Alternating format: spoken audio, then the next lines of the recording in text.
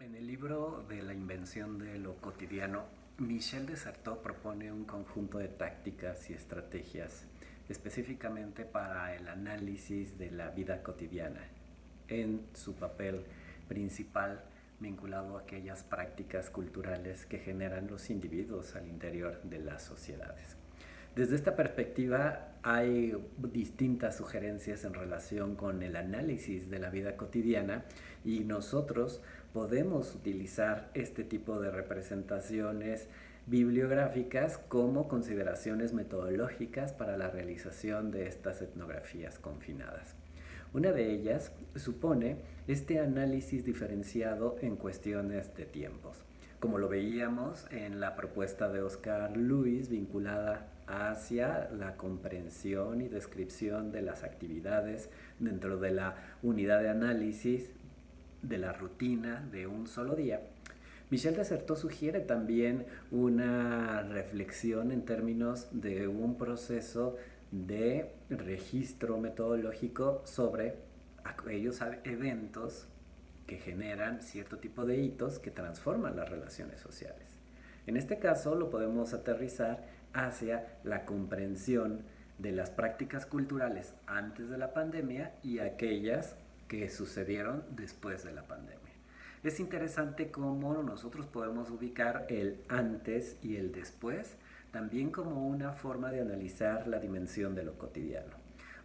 En términos muy específicos, cuando nos referimos a las etnografías del confinamiento, podemos ubicar estas como han generado un conjunto de manifestaciones vinculadas con la llegada de distintos tipos de objetos, por ejemplo, aquellos vinculados hacia el cuidado, la sanitización, la higiene, la procuración no solamente de una salvaguarda en términos de procesos de limpieza, sino también una salvaguarda en términos anímicos. También podemos ver cómo cierto tipo de espacios se han habilitado para generar prácticas específicas, especialmente aquellas vinculadas con el riesgo de los espacios públicos, con las salidas, ya sea a la consecución de alimentos, de elementos relacionados con la manutención de la vivienda, y también cómo estas relaciones pueden tener sus modificaciones al interior de otro tipo de prácticas que han sido yuxtapuestas en el ámbito de lo doméstico, específicamente como aquellas relacionadas hacia la educación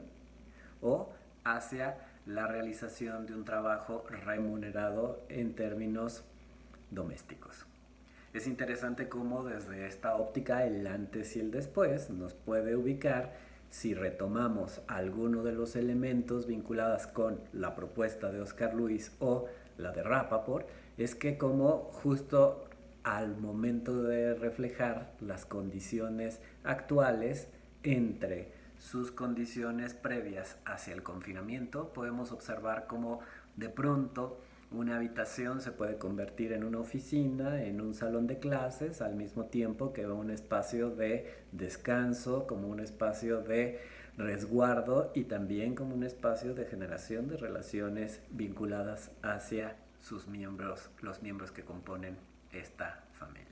Es interesante cómo vamos articulando no solamente una práctica en términos metodológicos que nos da posibilidades de ubicar el registro de esta realidad cultural que estamos viviendo, sino también como una posibilidad no solamente de dar voz hacia estas expresiones de nuestra vida cotidiana y que también se puedan convertir en un documento de análisis, específicamente desde la óptica de la reflexión cultural.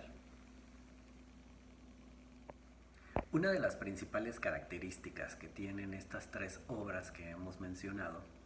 es que justo ellas forman parte del espíritu del tiempo y son productos culturales que reflejan las necesidades y las características de una sociedad determinada. Los tres fueron escritos en el siglo pasado a lo largo de distintas décadas y los tres reflejan específicamente una construcción de relaciones sociales y culturales específicamente moldeadas desde la fisicalidad.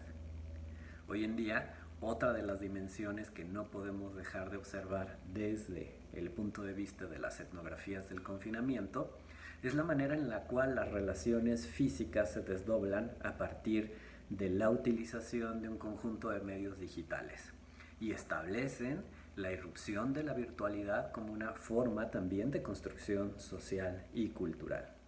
Es a partir de ahí que en esta perspectiva nosotros podemos también articular la manera en la cual se van reconfigurando las relaciones sociales y culturales a partir de la utilización de los medios de comunicación digital,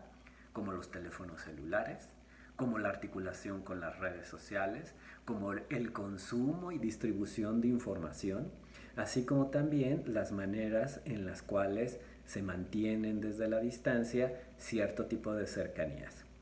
Es interesante que cuando observamos a la etnografía desde sus posibilidades de lo virtual, podemos acercarnos no solamente como una estrategia metodológica para el registro de la realidad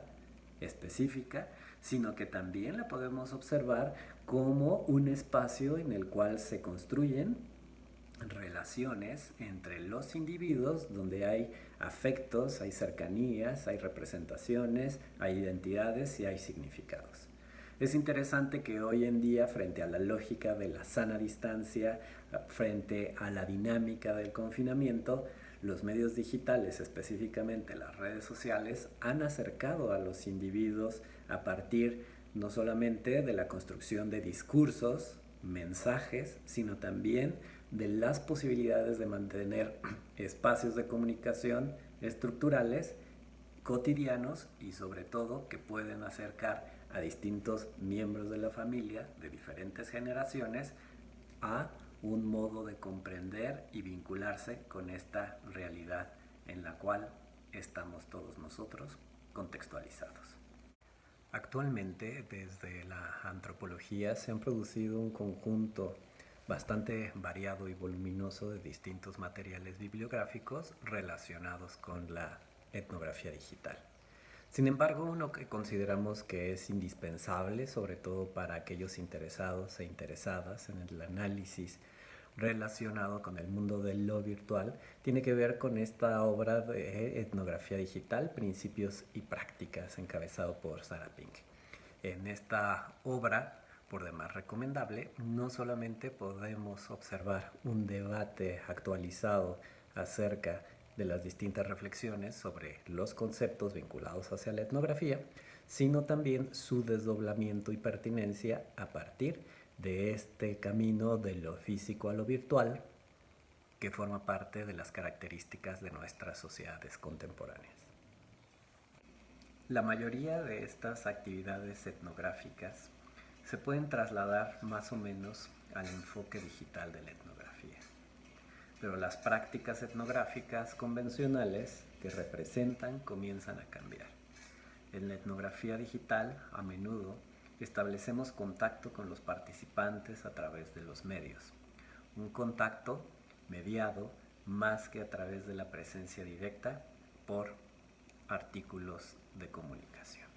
Esta es una idea muy interesante que nos da Sarah Pink en este libro que es por demás recomendable, sobre todo para aquellos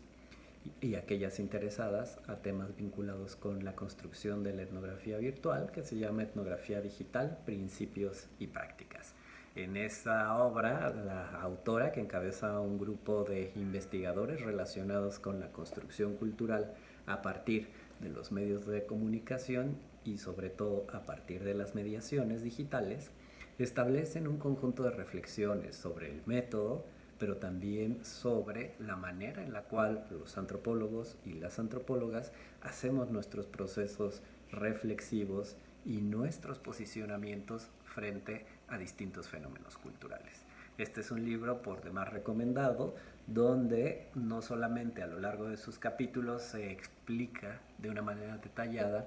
por medio de ejemplos etnográficos las distintas formas de utilizar la etnografía digital, también existe una gran revisión en términos de la bibliografía y la literatura vinculada con la etnografía, sobre todo para llevarnos hacia sus confines prácticos, sus principios éticos y sus fundamentos conceptuales. Uno de los retos que menciona Sarah Pink que tiene la etnografía digital es no solamente dar cuenta de la forma en la cual los sujetos se vinculan con la tecnología para el establecimiento de sus redes sociales, sino también cómo existen procesos de adaptación, procesos de transformación de la vida cotidiana y procesos en los cuales la circulación, la adaptación y la resignificación de la información que se recibe mediante estos medios establecen y reconfiguran relaciones individuales en términos físicos. Es interesante que ahora, justo en medio de la pandemia del COVID-19, los medios de comunicación, específicamente aquellos vinculados con la información de carácter digital,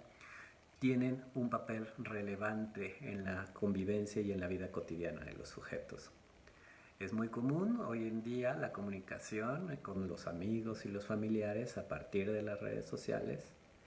el establecimiento, por ejemplo, de procesos educativos,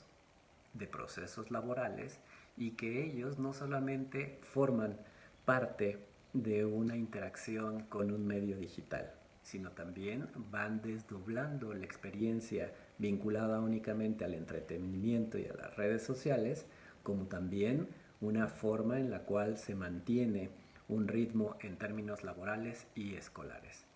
Desde esta perspectiva, el reto que tendremos que tener es la manera en la cual estas mediaciones tecnológicas tienen implicaciones en la vida doméstica de cada una de las familias o de los grupos familiares instalados dentro de estos espacios de confinamiento. Si entendemos a las distintas prácticas relacionadas con el confinamiento como formas de expresión de la diversidad cultural, entonces debemos de comprender que la manera en la cual se vive este confinamiento también es de manera diferenciada. Habrá aquellos espacios de confinamiento en lo cual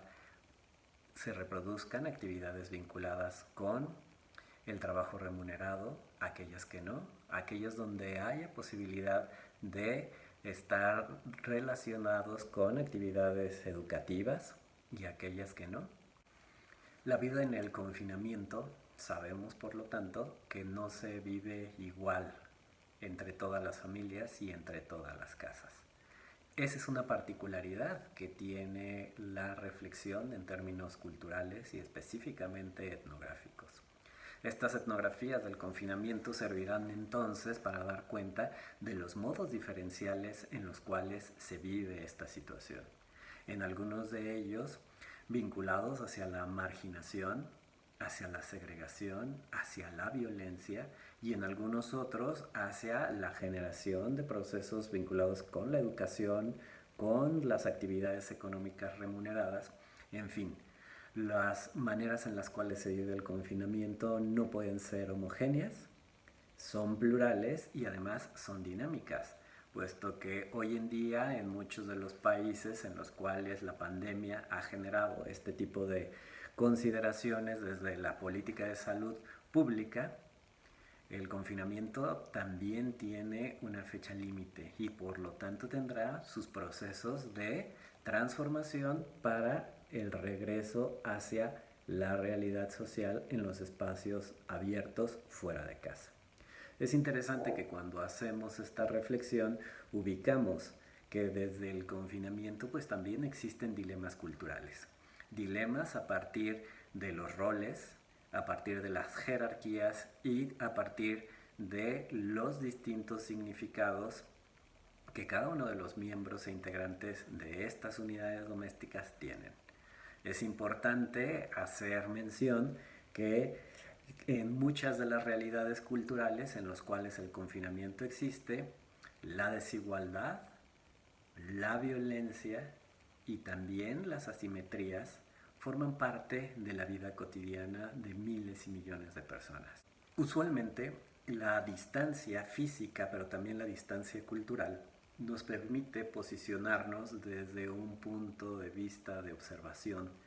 capaz de poder establecer ciertas ideas o hipótesis sobre la posible explicación del funcionamiento cultural de los individuos al interior de las sociedades. Sin embargo, el gran reto que tenemos hoy en día en la elaboración de las etnografías desde el confinamiento es ubicarnos en la dimensión de la cercanía, estar desde adentro como no solamente observadores, sino también como integrantes de estos espacios domésticos. Integrantes que además tienen un rol, una jerarquía, una identidad al interior de estos espacios. Es interesante cómo la etnografía y específicamente la aquella llamada autoetnografía propone también cierto tipo de estrategias donde la cercanía no solamente posibilita el relato en primera persona de los sujetos posicionados desde la etnografía como un modo de relato de la construcción de la realidad en términos colectivos, sino también los distintos dilemas que provoca este posicionamiento. ¿Cómo construimos este paso de la identidad hacia la alteridad y hacia la otredad? Es uno de los retos importantes que prescribe esta posibilidad de cercanía frente a la realización de una etnografía en confinamiento. Sin embargo, vale mucho la pena la elaboración de estos relatos descriptivos que nos posicionen en términos culturales hacia la comprensión histórica provocada por la pandemia de COVID-19 como una forma para construir la memoria cotidiana de estos días y nuestros aprendizajes para posibles horizontes venideros.